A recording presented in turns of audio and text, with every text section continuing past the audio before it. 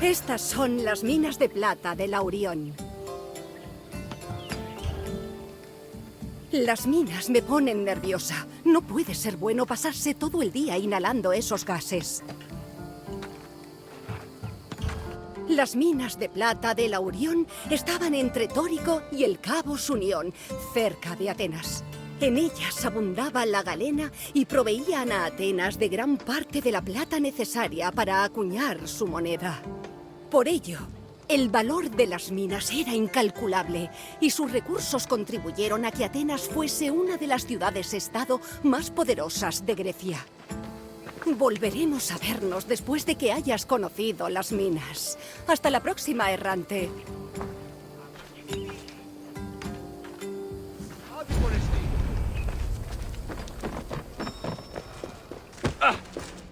Las minas de plata escaseaban en la antigua Grecia, lo que aumentaba su importancia. Atenas comenzó a explotar las minas de plata de Laurión a finales del siglo VI a.C. y empleaba su metal para fabricar moneda. La producción minera se disparó hacia el 485 a.C. al descubrir una veta especialmente rica. La plata de las minas hizo de Atenas una de las ciudades más ricas de Grecia. También aportaron los recursos necesarios para construir una flota capaz de vencer a los persas en la batalla de Salamina. En resumen, las minas de Laurión jugaron un papel crucial en la conversión de Atenas en una superpotencia. Τι λαμβάνει χώραν?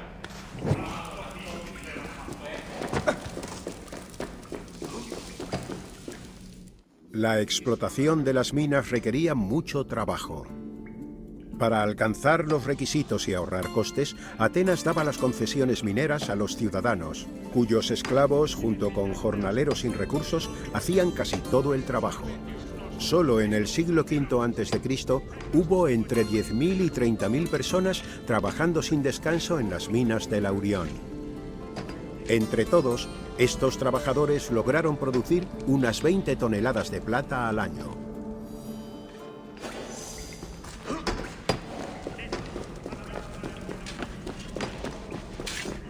La minería en Laurión constaba de dos pasos. Primero se extraía el mineral y luego se refinaba. Hacían falta 16 kilos de mineral en bruto para producir un dracma de plata pura de unos 4 gramos. Los artefactos encontrados en las minas nos han permitido conocer algunos detalles del proceso. Las galerías se cavaban siguiendo las vetas. Eran pequeñas y no dejaban mucho espacio para los mineros. Se cavaban a mano y se cree que tardaban días enteros en avanzar unos pocos centímetros. Cuando la galería llegaba a la veta, se extraía el mineral, se machacaba en un mortero de piedra y se preparaba para el lavado.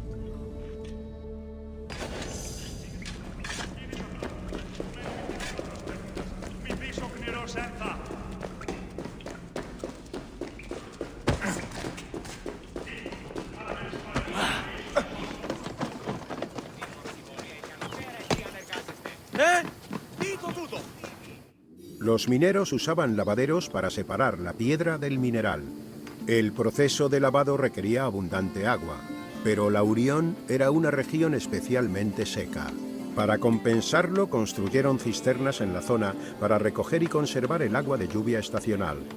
Cuando tenían suficiente, la derramaban sobre estructuras acanaladas de madera llenas de mineral. El flujo del agua separaba los granos ligeros de roca del mineral más pesado, que se quedaba en el fondo de las oquedades de la madera. El mineral recién limpio se recogía para su refinado y el agua se llevaba de vuelta a la cisterna para reutilizarla.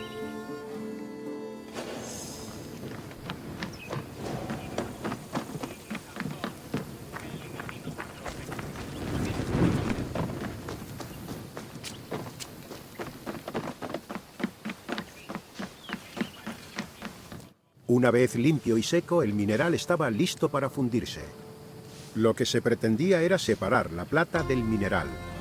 Para ello, El mineral se colocaba en un horno cónico lleno de carbón combustible. Los fuelles bombeaban aire en el horno para controlar la temperatura. En su interior, el mineral ardía emitiendo un humo tóxico que era evacuado por la chimenea. Por último, la aleación de plata se separaba de la escoria y se recogía para someterse al último paso en el refinado, la copelación. La copelación eliminaba los restos de plomo de la plata.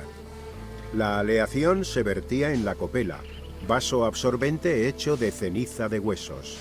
Luego se introducía en un horno donde absorbía el plomo y dejaba solo la plata.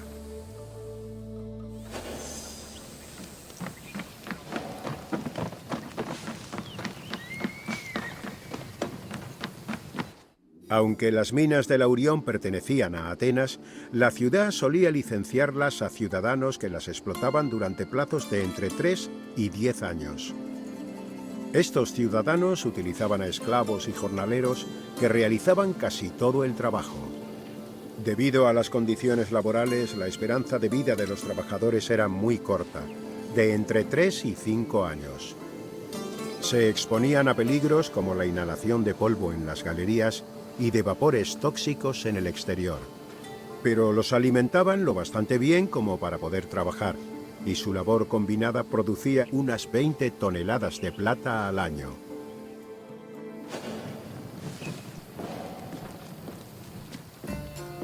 Espero que hayas disfrutado del viaje a las minas. Se habla mucho de la gloria de Atenas, pero a menudo olvidamos que su poder se debía a una enorme cantidad de esfuerzo que conllevó un inmenso coste humano. ¿Qué más te gustaría hacer ahora? Pues claro, sígueme, por favor.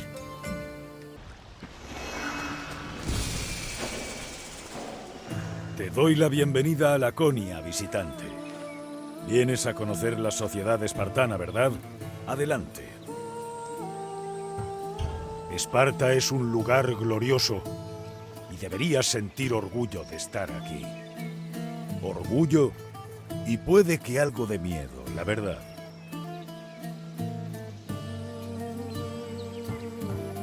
Esparta contaba con una jerarquía especial distinta de la del resto de Grecia. Todo el mundo tenía su lugar y pronto aprenderás cuál correspondía a quién. Te buscaré otra vez cuando termines la visita. Hasta luego, visitante.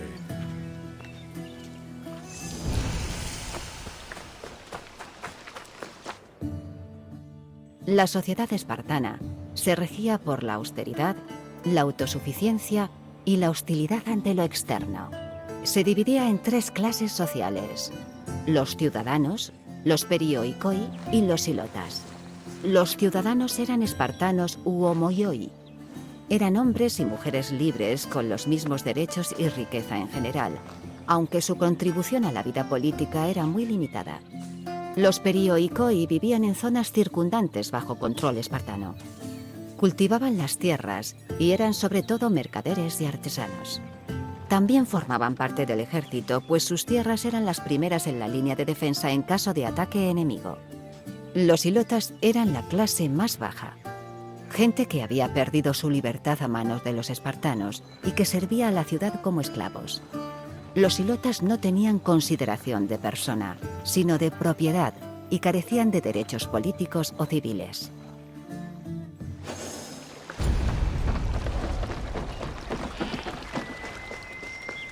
La mayoría de la población de Esparta era ilota. Según Polideuces, se encontraban entre la libertad y la esclavitud. 2 elementos separaban a los ilotas de otros esclavos. Se les permitía formar su propia familia y eran propiedad pública de la ciudad de Esparta, no propiedad privada de sus ciudadanos. Dado que los ilotas eran considerados un bien público, no podían venderse como mercancía. La mayoría trabajaba cultivando la tierra, pero también lucharon en guerras junto a Esparta. Aunque tenían que dar a Esparta una parte del producto de su trabajo, podían conservar otra para sí. Esta práctica permitió a algunos ilotas ganar dinero suficiente para comprar su libertad. Como alternativa, si un ilota servía bien al Estado durante una campaña militar, se le podían conceder derechos civiles.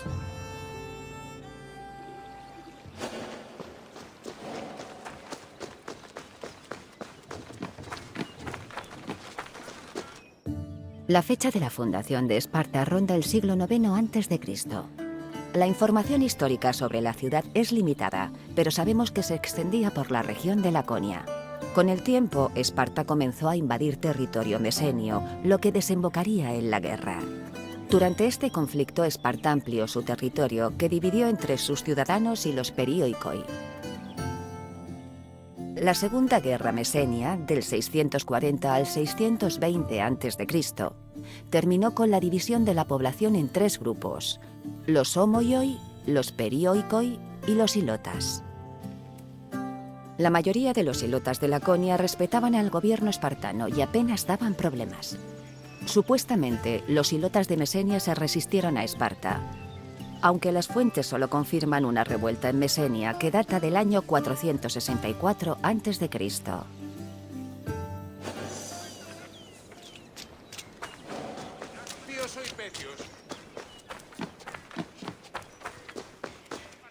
En el siglo V a.C., los ilotas fueron bastante activos en el ejército, sobre todo en la guerra del Peloponeso. Servían como hoplitas por tierra y como remeros en las batallas navales. En ambos casos daban a Esparta una importante superioridad numérica. Por cada espartano en el campo de batalla había al menos 7 ilotas. Aunque fuentes antiguas afirman que existía hostilidad entre los espartanos y los ilotas, es probable que los tratasen mejor en tiempos de guerra. Por ejemplo, cuando Atenas capturó a 300 ilotas y 120 espartanos durante la batalla de Esfacteria en el año 425 a.C., los espartanos prometieron a los ilotas su libertad si servían bien en combate. Algo parecido ocurrió en esa época, cuando el general espartano Brásidas luchó junto a 700 ilotas. Impresionado por su valor y lealtad, Brásidas les concedería la libertad y les permitiría unirse a los perioikoi.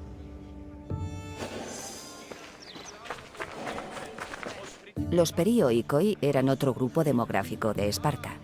No vivían en la ciudad propiamente dicha, sino en los alrededores.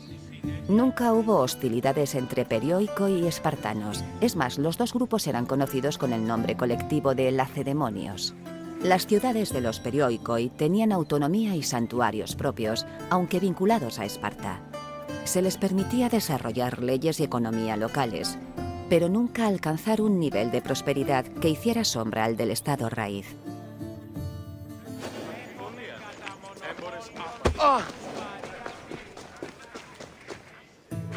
Veo que has terminado. Espero que tengas una mejor visión de la sociedad espartana. Todo cuanto hacemos tiene un motivo, y cada hombre, mujer y niño tiene una función. ¿Qué te gustaría hacer? Por supuesto, sígueme.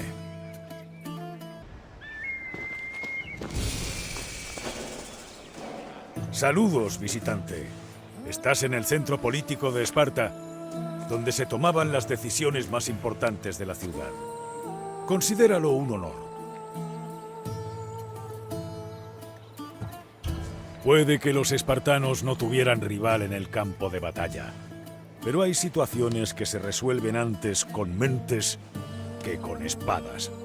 Pocas, cierto, pero las hay. El sistema político de Esparta no tenía igual en la Hélade. Mientras que los atenienses perdían el tiempo quejándose y moviendo la lengua sin parar, los reyes de Esparta tomaban decisiones rápidas y certeras. Preferían la acción a las palabras. Ven a buscarme cuando termines la visita. Seguiremos hablando luego. Adiós.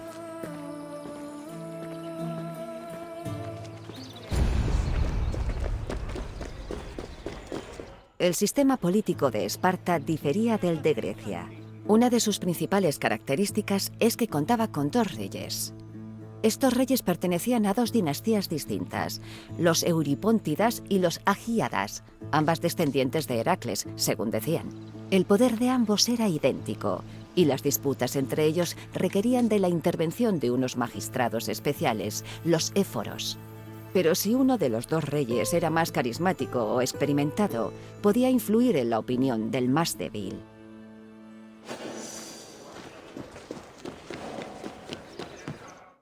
Los reyes de Esparta tenían varias responsabilidades y tareas. Como magistrados vitalicios, eran técnicamente los sacerdotes y estrategas de Esparta, y sus funciones abarcaban desde la política hasta la justicia. Al principio, ambos reyes lideraban las campañas en tiempos de guerra. Pero a partir del año 507 a.C., solo uno de los dos podía ser el jefe del ejército. En el campo de combate, los reyes iban siempre acompañados de 300 soldados de élite. Pero reinar no era solo trabajar y guerrear. También gozaban de algún privilegio especial. Los reyes de Esparta vivían a expensas de la ciudad, tenían posesiones en las ciudades cercanas de los Perioikoi y se quedaban con la mayor parte del botín de guerra. Cuando fallecían, eran enterrados con honores especiales, y el pueblo los lloraba durante un período de luto de 10 días.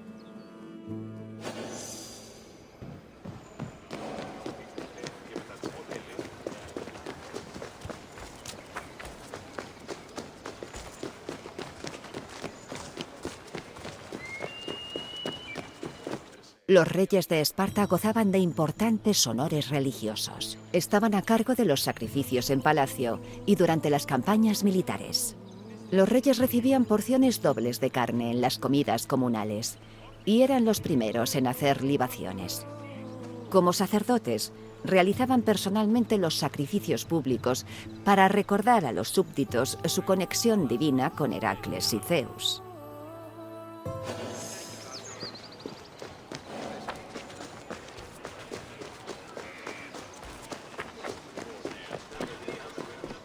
Los éforos, o supervisores, eran 5 magistrados escogidos por la Asamblea de Esparta. Cualquier ciudadano espartano de más de 30 años podía ser elegido durante un plazo de 1 año y sin posibilidad de reelección. La gestión que los éforos hacían de la ciudad era muy importante y se consideraban los elementos más democráticos del sistema político de Esparta. Tenían poder judicial y daban al ejército la orden de partir en tiempos de guerra. También se reunían y negociaban con representantes de otros estados, además de dirigir la Agogé, el sistema educativo de Esparta. A pesar de no ser tan poderosos como los 2 reyes, los éforos tenían mucha influencia en Esparta.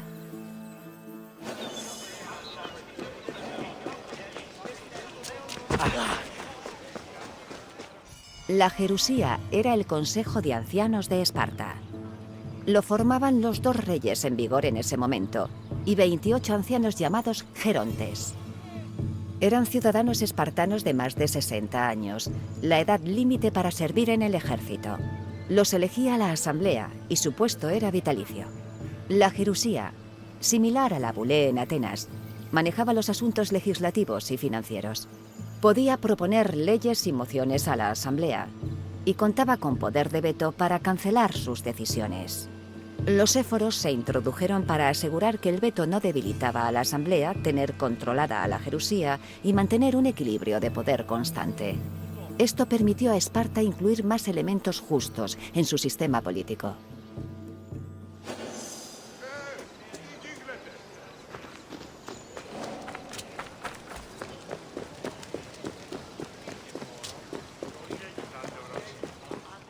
La Apela, o Asamblea Espartana, estaba formada por ciudadanos de Esparta de más de 30 años de edad.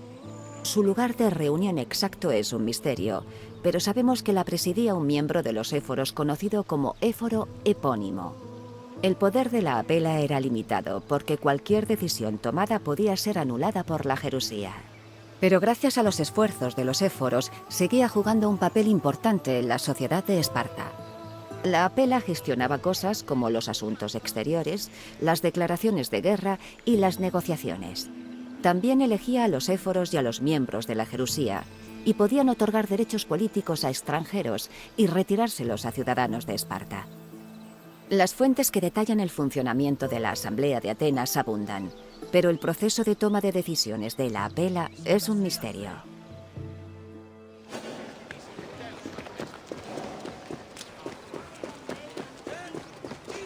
Veo que has terminado. Espero que comprendas mejor el funcionamiento interno de la política espartana. Nuestra forma de gobierno no era convencional, por llamarlo de alguna forma, pero nos servía. ¿Qué te gustaría hacer? Como desees. Ven conmigo. Quiero darte la bienvenida al Centro Democrático de Atenas, errante, lo que se conoce como Nix.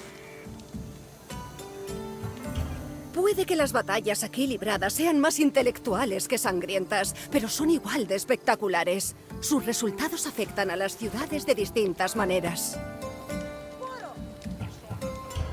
El Nix era el punto de reunión de la Asamblea de Atenas y la encarnación física de la democracia en acción. En esta visita aprenderás cómo tomaban decisiones los ciudadanos para mantener activa la ciudad. Cuando termines la visita podremos seguir hablando. Hasta pronto, errante. La asamblea ateniense era conocida como la Eclesía. Se reunía en el Nix 40 veces al año para discutir sobre asuntos públicos, y cada sesión podía durar varias horas. Se cree que el significado de Nix sería algo parecido a reunión abarrotada. Puede que haga referencia a que en ocasiones durante las reuniones de la Eclesía, el sitio estaba tan lleno que los ciudadanos participantes estaban literalmente hombro con hombro. Todos los ciudadanos varones podían participar directamente en el proceso democrático. Los mayores de 20 años tenían voz y voto, y los mayores de 30 podían ser candidatos a magistrado, un puesto superior. Durante el período clásico de Atenas, había aproximadamente 30.000 ciudadanos. Para hacer borradores y aprobar decretos, tenían que acudir a la reunión al menos 6.000.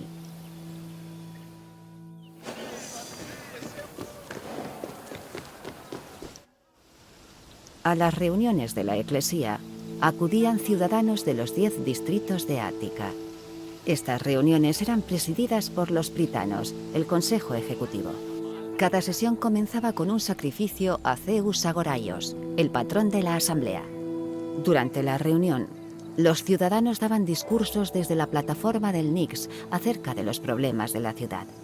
Después, los asistentes a la asamblea votaban a mano alzada sobre el problema en cuestión. La Eclesía decidía sobre asuntos importantes como la importación de grano, los gastos y las declaraciones de guerra. Aunque no promulgaba leyes directamente, influía en la designación de legisladores, lo que le confería un papel crucial en las operaciones diarias de la ciudad.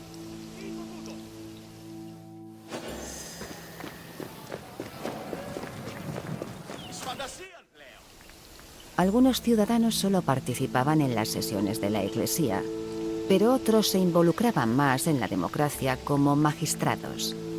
Se elegían entre los ciudadanos atenienses mayores de 30 años.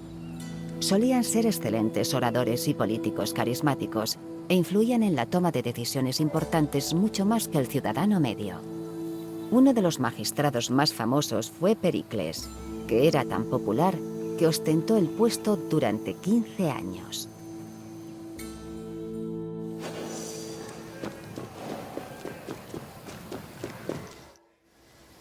En teoría, cualquier ciudadano ateniense de más de 20 años tenía derecho a participar en la asamblea.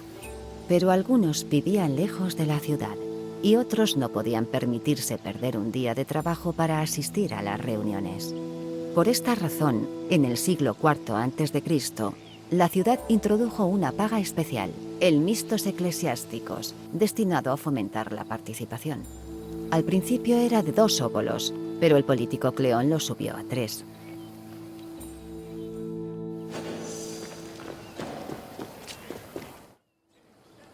Atenas introdujo innovaciones que influyeron enormemente en la sociedad moderna en campos como el teatro, la arquitectura o la filosofía.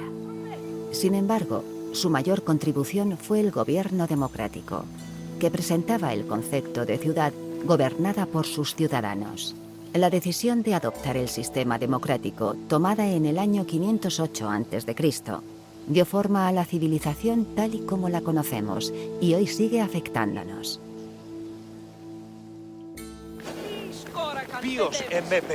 Hola otra vez, errante. Seguro que has disfrutado conociendo el funcionamiento interno de la ciudad. ¿Qué otra cosa te apetecería hacer? Será un honor para mí llevarte hasta tu próximo destino. Sígueme.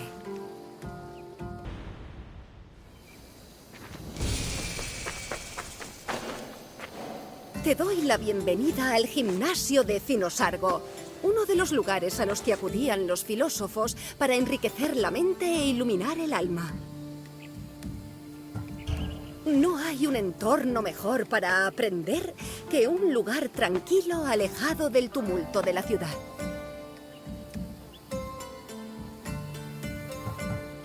En Grecia, la educación ocupaba un lugar muy destacado. Los principales educadores eran los filósofos, cuyas enseñanzas abarcaban desde los rituales cotidianos hasta la creación del universo.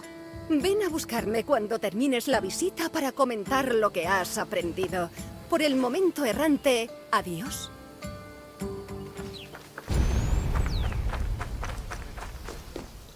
La palabra filosofía procede del griego y significa amor al saber. Este concepto se oponía directamente a la filocrematía, amor al dinero, y a la filotimia, amor al honor. Desde la segunda mitad del siglo V a.C., Atenas se consideró la capital griega de la filosofía. Gracias al auge de la democracia, aumentó la necesidad de educar más allá de las asignaturas básicas de la escuela elemental. Los ciudadanos atenienses necesitaban poder desenvolverse dentro de un Estado democrático, ser elegido oficial, proponer nuevas leyes, tomar decisiones militares o simplemente defender sus propios derechos.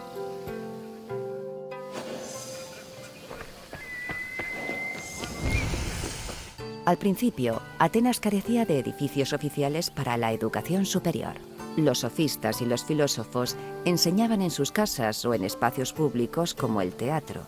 Para reclutar pupilos para estudios a largo plazo, también enseñaban en el gimnasio, donde los jóvenes tenían un entrenamiento físico. El Cinosargo era un santuario dedicado a Heracles, situado en un barrio al sur de Atenas. A principios del siglo IV a.C., Antístenes utilizaba este santuario como punto de enseñanza de su escuela filosófica, llamada con acierto cínica.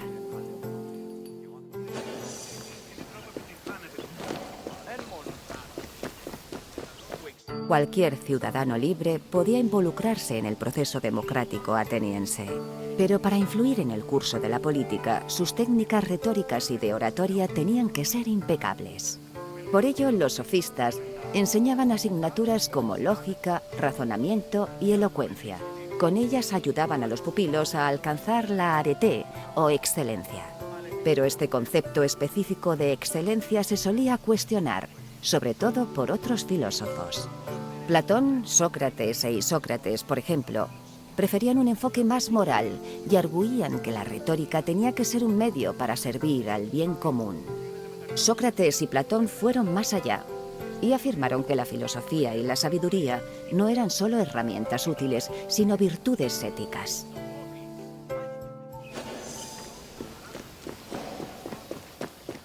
La filosofía en la antigua Grecia era multidisciplinar.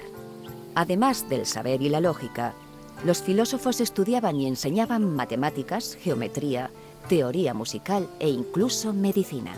El filósofo Pródico, por ejemplo, en su obra Sobre la naturaleza del hombre, esbozaba varias teorías de fisiología humana.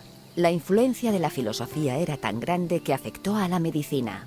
Los médicos hipocráticos eran conocidos por incorporar ideas filosóficas en sus obras, y el Tratado sobre los aires parecía estar influido por teorías presocráticas acerca del aire como primer principio del universo.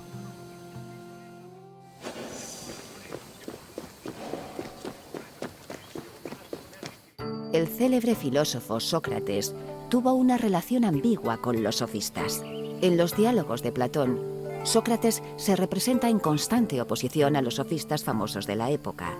Sin embargo, en la comedia de Aristófanes Las nubes, Sócrates es representado como un sofista, exigiendo remuneración por sus enseñanzas. En realidad, Sócrates era pobre y no ganaba dinero de sus enseñanzas. También difería de los sofistas en que estos solo enseñaban a jóvenes de clase alta. Sócrates enseñaba a todos, sin importar su clase. Por desgracia, sus ideas y prácticas controvertidas no gustaron demasiado en la ciudad de Atenas, donde terminó siendo juzgado por impiedad.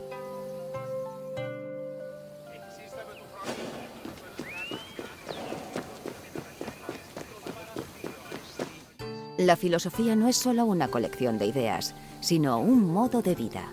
Según el filósofo Pierre Hadot, sus homólogos atenienses llevaban un régimen diario de ejercicios espirituales para combatir sus pasiones, las dudas y las creencias ilusorias.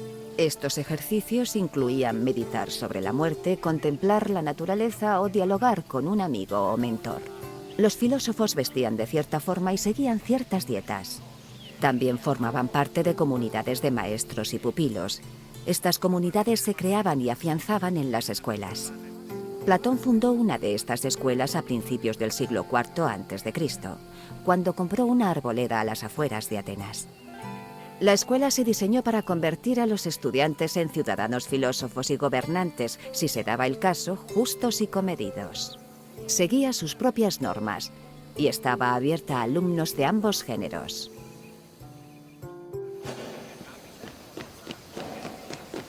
El arqueo de tu ceja me hace pensar que ya estás haciéndote preguntas sobre todo lo aprendido.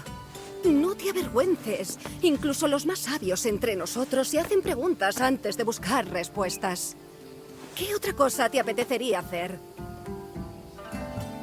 Muy bien, te llevaré allí. Acompáñame.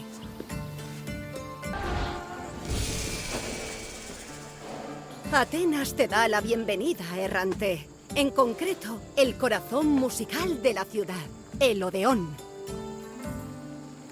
A veces, cuando el peso de la vida sobre mis hombros es demasiado grande, vengo aquí, cierro los ojos y me dejo llevar por la música.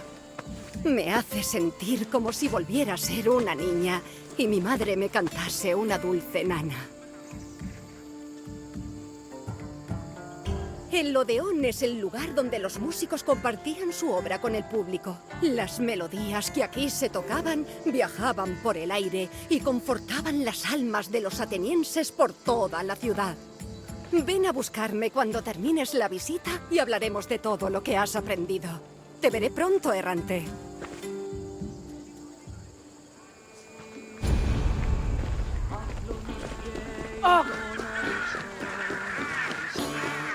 La música era fundamental en casi cualquier aspecto vital en la antigua Grecia.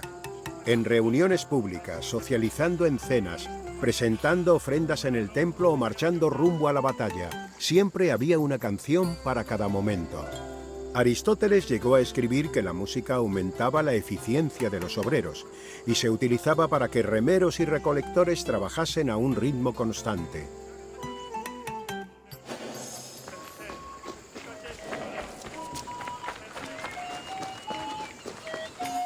Los concursos musicales, agones, empezaron a celebrarse durante las fiestas religiosas. Con el tiempo se convirtieron en eventos culturales por derecho propio y atraían a músicos y espectadores de todo el mundo griego. En el Festival de las Panateneas atenienses, por ejemplo, había certámenes de intérpretes y recitales de poesía. El Festival de las Dionisias incluía concursos de agrupaciones masculinas de cantantes para ver quién interpretaba el mejor ditirambo, un alegre himno en honor a Dioniso. Aunque todo el mundo podía asistir como público a los concursos, las mujeres no podían competir. Los ganadores de las primeras competiciones solo recibían una corona y un subidón de ego por su talento. Pero a partir del periodo helenístico, las recompensas se convirtieron en dinero. Estos premios eran tan grandes que los músicos podían ganar fortunas, sobre todo si iban de festival en festival.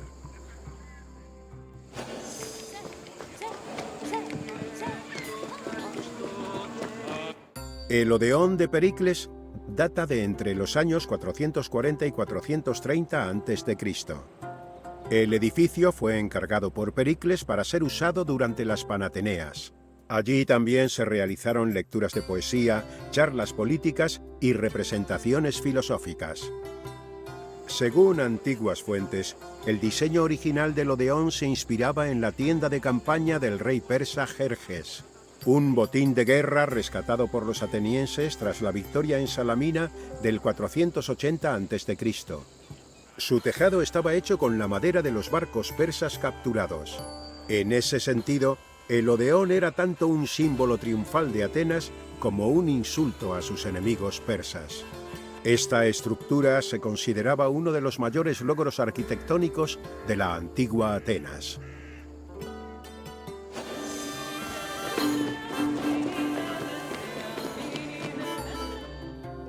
En la antigua Grecia había estilos musicales para casi cualquier ocasión. Las canciones más complicadas como himnos, peanes y ditirambos eran para los dioses, y por lo tanto se interpretaban durante las ceremonias religiosas y la vida pública. El himeneo, por su parte, se interpretaba en las bodas, y el treno acompañaba las procesiones fúnebres.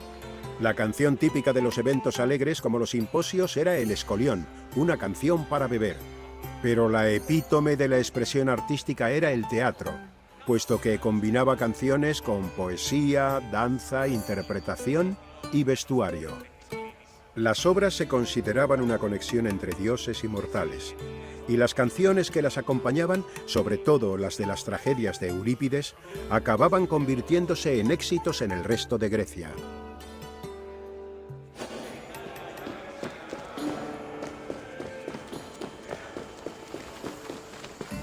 Hola otra vez. Espero que la visita haya valido la pena y que aprender sobre música haya sido un festín para la mente. ¿Qué otra cosa te apetecería hacer? Ese es el espíritu. Sígueme, errante.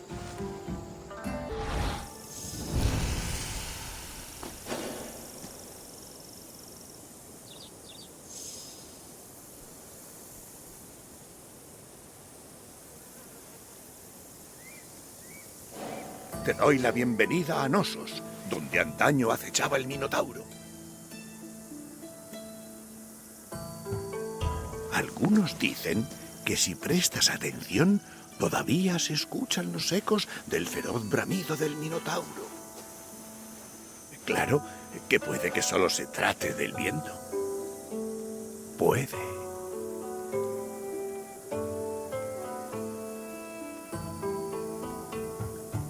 Nosos era la sede de la antigua civilización minoica, regida, decían, por el legendario rey Minos. Estas ruinas fueron escenario de eventos importantes tanto en la historia como en la mitología. Búscame cuando termines la visita y hablaremos de lo que has visto.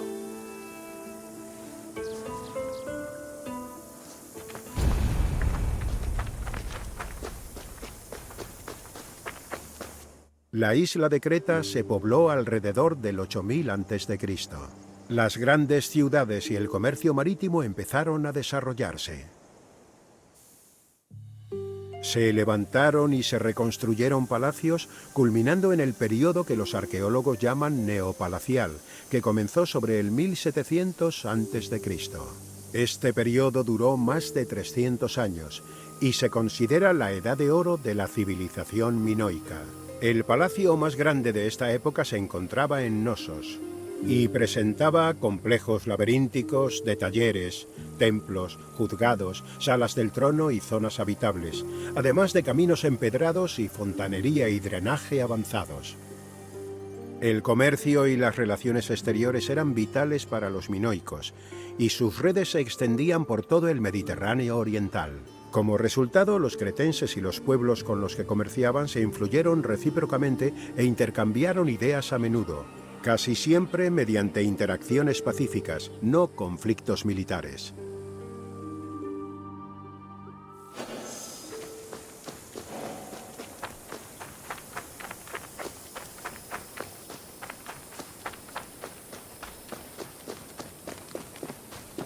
El asentamiento de Nosos data de nada menos que del 7º milenio antes de Cristo. Hoy se recuerda sobre todo por las ruinas del palacio en la colina de Céfala. Las ruinas pertenecen a dos fases: el palacio antiguo, en muy mal estado de conservación, y el nuevo. El nuevo palacio de Nosos era el mayor de los palacios minoicos, con una superficie de 13.000 metros cuadrados. Su núcleo estaba en el patio central, empleado probablemente con fines ceremoniales. Los centros palaciegos minoicos se derrumbaron tras la invasión y conquista micénica, procedente de la Grecia continental. Sin embargo, aún no conocemos la fecha de destrucción definitiva del palacio de Nosos.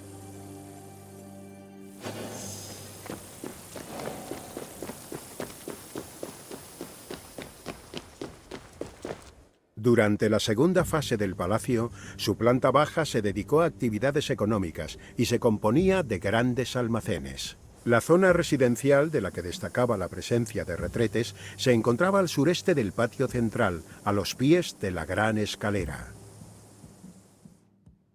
El palacio estaba muy decorado, y sus frescos representaban deportes relacionados con toros y mujeres con atuendos espléndidos. Los enormes cuernos de la consagración de piedra, importantes símbolos religiosos minoicos, presidían imponentes el patio oeste. Otras partes notables del palacio incluían la zona del teatro, que se piensa que pudo haber servido de mirador, el santuario tripartito, en el que se adoraba a una importante deidad minoica a la que los historiadores llaman diosa madre, y el piano nobile, un gran espacio en la segunda planta del palacio.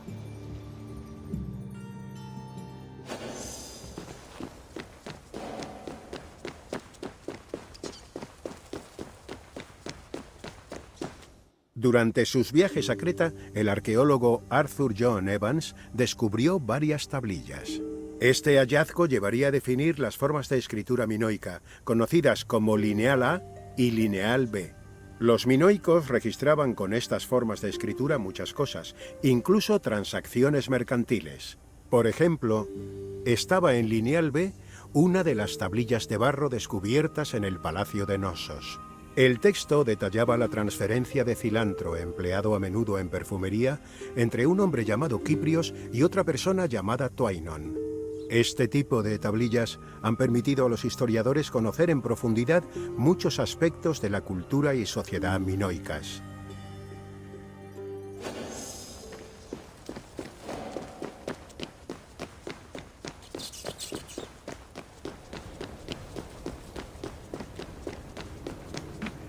Según el mito, el semihombre o semitoro minotauro nació cuando la reina Pasífae se acostó con el toro que enviaron los dioses para castigarla. La vergüenza del rey Minos era grande, pero no se atrevió a matar al minotauro. Optó por esconder al monstruo en un laberinto construido por Dédalo.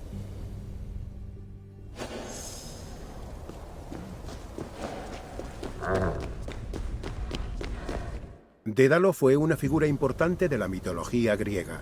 Era un genial inventor, pero llegó a sentir tantos celos de un sobrino tan inteligente como él que lo arrojó desde lo alto de la Acrópolis de Atenas. Como castigo, Dédalo fue expulsado de Atenas, aunque no tendría problemas para encontrar un trabajo pronto. La reina Pasífae de Creta lo contrató para construir un disfraz de vaca con el que seducir a un toro al que había cogido especial cariño debido a una maldición de Poseidón. Dédalo cumplió, y su invento acabaría facilitando el nacimiento del Minotauro. Después, Minos encargaría a Dédalo construir el laberinto, presuntamente como castigo por haber ayudado a crear al Minotauro. Aunque puede que la historia más famosa de Dédalo sea la vivida con su hijo Ícaro, que se acercó demasiado al sol mientras usaba las alas que le había construido su padre y cayó al mar.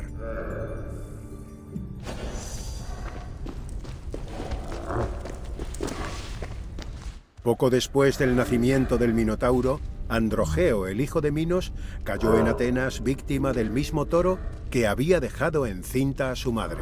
Minos, enfurecido, exigió a Atenas que enviase a Knossos cada año a 7 de sus hombres más nobles y 7 de sus mujeres más virtuosas. Tras ser transportados hasta Creta en un barco con velas negras, los hombres y mujeres eran arrojados al laberinto para ser devorados por el Minotauro.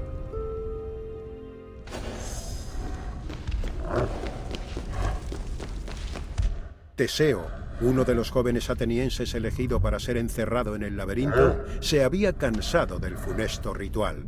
Antes de abandonar Atenas, proclamó que mataría al Minotauro y regresaría a su ciudad en un barco con velas blancas. Antes de entrar en el laberinto, Teseo conoció a Ariadna, la hija del rey Minos, que se enamoró perdidamente de él. Ariadna entregó a Teseo un ovillo que podría desenrollar para encontrar después la salida del laberinto. Con la ayuda de este hilo, Teseo entró en el laberinto, mató al Minotauro, escapó de la prisión de la bestia y zarpó rumbo a Atenas con Ariadna a su lado.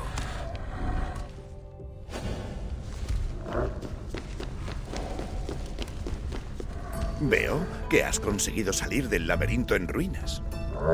La influencia minoica en la mitología griega fue importante, pero también introdujeron elementos de otros lugares y culturas. ¿Qué otra cosa te gustaría hacer ahora? Adiós, errante. Espero que hayas disfrutado de las ruinas.